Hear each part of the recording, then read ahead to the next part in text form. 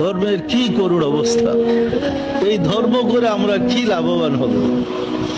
আল্লাহর বিধানে তো রোজা একদিনই শুরু হয়, একদিনই শেষ হয়।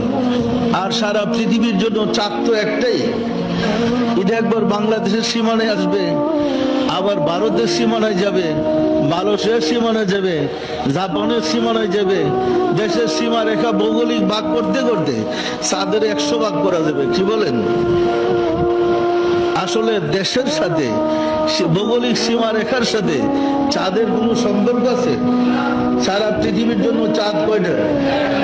তো মিশরের লোক যদি শনিবারে চাঁদ দেখে রবিবারে রোজা শুরু করতে পারে, সারা পৃথিবীর মুসলমান ওই দিনই তো রোজা রাখতে পারতো। পারতো না? পারতো না। আমরা যদি সৌদি আরব কি মারি, কারণ ওই দেশে আমাদের পবিত্র স্থান কাবা আছে, এখনো কাবার দিকে মুখ করে নামাজ পড়ি। তো কাবাবাসীরা যদি আপনার সোমবারে পহেলা রোজা করে, আমরা মঙ্গলবারে করতে যাব কেন? এই প্রশ্নটা আমার এখানে মানে প্রকট রূপ ধারণ করেছিল।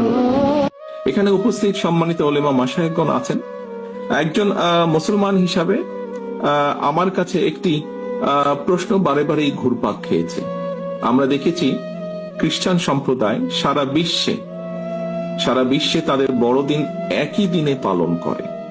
আমি এখানে উপস্থিত ওলেমা মাশায়েখগণকে অনুরোধ করব, শুধু আপনাদেরকে নয়, সারা দেশে আরো অনেক জ্ঞানী ওলেমা মাশায়েখগণ আছেন।